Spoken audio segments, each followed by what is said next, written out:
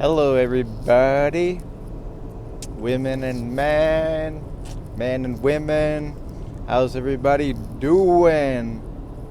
Give me a thumbs up, do truly appreciate it. Boom, boom, boom, boom, boom, boom, boom. Let's get this video going to 20, 30 likes. Let's go. I appreciate all the support. Want to disclose I'm not a financial advisor. This is just for entertainment information purposes. Do not buy or sell based on anything I talk about. Buy or sell after your own research, due diligence, and you like the investments you're pursuing. CISG representing. Got my own hat, baby. So in this video, just gonna explain. Probably just mostly talk about commodities. Might get a tickle of cannabis at the end, because I get about 12 minutes. I like to make these videos. So yeah, let's get to this. So in commodities, uranium is really good. I didn't check the spot price, but you know, I've been talking about uranium for a long time.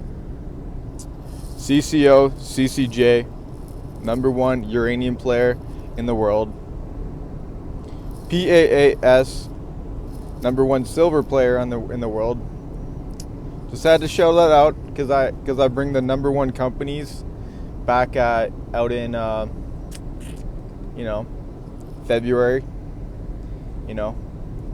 I'm not the first person to talk about PAAS or Cameco, but as far as it goes this year, I mean, there's guys like Marin Katusa was talking about PAAS in his newsletter and stuff like that, but I don't pay $4,000 a year for his newsletter, so it's all my own doing. But anyways, Cameco uranium, #1 player. They got lots in the ground. They're also their partnership with Pure Point Uranium, so that could be very good. Very good. If uranium goes to $50-$60, it could go very high. I think I might have 1,000 shares. Hopefully I do. But I was talking to this lady on Twitter, and she told me her someone she knows has like 400,000 or so like shares of Pure Point Uranium, because they got a partnership with Cameco. They're out of Saskatchewan, and who knows? They're a lot more speculative than Cameco, so I can't really recommend that you can buy that, because I want to be more mature channel where I don't talk about companies under 10 cents like that aren't making any revenues. I mean, I can talk about companies that are under 10 cents but are making revenues, because I mean they may have a good future, right? But if the company's not making any revenues or EBITDA, I mean, I just can't really talk about that, because I only got so much time to put out on this channel. I don't have my own studio, so if I had my own studio, I'd probably be putting in a lot more videos, but I just like to make these videos in my car, and now I'm getting my laptop now. So anyways, Pure Point, watch it if it's got a lot of volume. I mean, you could make a lot of money potentially. I mean, the last bull run, it went to like $1. So I don't know what it's trading at. Maybe it's trading at 5 cents, maybe it's trading at 6 cents. It was trading at like 2.5, 3 cents. So that's just something I'm gonna put out there, but I'm not gonna recommend. I'm just gonna say, buyer beware. But Cameco is the #1 uranium player, and I believe that uranium's gonna go a lot higher this year. Probably 40, 50, 60 potentially. Who knows? It's all about the money printer go brrr. But we'll see. Even at like high 30s by the end of the year, I mean, Cameco should do good. The long-term spot price is going to go up extensively, because as soon as the prices start going up to like 36, 40, then people are going to be questioning all the businesses that need uranium. Big contracts from Cameco are going to be ordering a ton for 2021, 2022, 2023. So they need to do that stuff if they're going to supply and get guaranteed uranium, so they can run their nuclear facilities. So Cameco, I got my $15 calls. I got 2 calls till January, I believe. January 2021. So, you know, hoping that, you know, Kamenko's at 20, 25 buck. It'd be even better if it's at 30 or 35 buck. So, you know, I can make some pretty handsome gains. I think it was a good call for me. You know, I'm sure it's in the money now, because it went down to about like 13 something or whatever, but now it's back to 1560, so it's in the money. So I paid about 280 or something. I can't remember, but oh yeah, no, it should be good. I bought the CCJ calls actually, I believe. So the CCJ calls are the American calls, because that's on the USA side.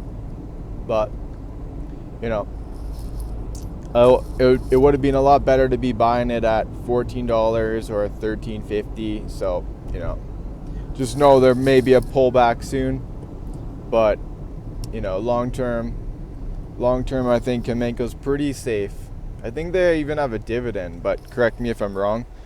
And if they do have a dividend, it's somewhere like 0.25% or like 0.5%. So, you know, if you had $100,000 in your account, you're going to get like $250 back or $500 back maximum a year. So that's your dividend money. Hey, if you got $100,000, give it to me. I'm just kidding. But, you know, $250, $500 isn't bad in a year. But, yeah, so anyways, Kamenko, you know, solid, thorough explanation on what's going on with them. PAAS, you know, silver. So there's people that are talking about silver going to $28 by the end of the year. Who knows? It's got pretty upheated. You know, it's very heated. So, you know, it keeps climbing, but there's a small amount of supply. So people are locking in their supply. You know, silver's when you got a 100-to-1 ratio on silver to gold, and historically it's been about 30 to 50. Then to make that 30 to 50 ratio, silver's got to be trading at like $36, $38 to be trading at a 30 ratio. Silver's got to be trading at about $60. So you do the math. Now, something that you're not going to hear from too many people, but I'm very informed. I got a small channel, but I'm very informed on this stuff. I want to grow this channel to 500,000 subscribers. We're just midway around 300. So let's share the video and share the channel with friends and family. I put my utmost due diligence to inform you guys on companies that I invest into or look to invest into. But you got to understand, I also invest into risky stuff. So, but this stuff is pure money. It's pure money on, you know, the way that I envisioned. You know, it's gone up a lot still. So I mean, if silver goes down, it's gonna get hurt, right? But you know, I think 3 to 5 years from now, I don't think you're gonna see silver at $19. I think you're gonna see it at $100, $50, $100, right? So that's my opinion. They need a lot of silver for electricity. So, you know, they want to try to do renewable energy and all that stuff like that. They're going to need a lot of silver. So with solar panels, need a lot of them for silver panels, and then as well as investment demand. I think investment demand is just going to get bigger. Why? Because they keep printing in all countries. Printing. So what happens with that is your dollar weakens and weakens. But silver and gold, they stand the test of time. So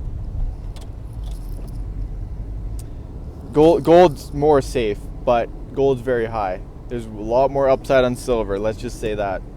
Now, if silver hits $50, Pan American silver is going to be so effing high, because every dollar they get more profits for them. It's awesome. And plus, then you look at their land mass and you look at every dollar of silver in the ground and you add that to the market cap. And that is what the institutions are going to do. So when silver's at $50, you mark my word, PAAS is going to be way effing higher. So compound interest, giving you the raw. So, you know, cannabis stocks, I just want to kind of explain synopsis in how I believe the sector is rolling out. You got companies that are going to get acquired for pennies on the dollar by banks.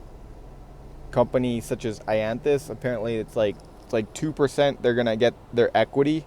So, I mean, they're basically just screwing their shareholders. Other companies have screwed their shareholders. Wayland Company, JWCA, some other companies, right? Why? Because they didn't have money management skills. Why? Because the people were inept. Why? Because the world lets fucking stupid leaders run the world and make a muck and get dumped. So that's the real. But then there's companies that are going to be making money. They're going to be growing their EBITDA. They're going to be growing their revenues. They're going to be growing their cash flow. And they're going to be building and expanding. And they're going to be eliminating their debt. So there's companies, and then there's companies that are big. You know, Canopy Growth, Kronos Group. They got billions and billions in cash, right? So money talks, BS walks. That's how it rolls. Institutions want to go towards the companies that are well capitalized. So you look at companies like Kronos, you look at companies like Afria, you look at companies like Canopy Growth, and companies like Curaleaf and companies like Trueleaf that have money. You know, Trueleaf had 95 million cash US last quarter, but they don't have crazy debt like Aurora Cannabis did or other companies, right? So we're gonna, some of these companies are gonna be able to show their roots, what they've been working for a long time coming, and you know, I think there should be some nice explosion come end of August, September. So that's my hopes. Anyways, keep compounding your info, listen to my lingo, know you're getting great information, open source. So share with your friends and family. Thanks for watching. Keep compounding your info. Listen to my lingo. CISG. Shaka. Capice. I'm out.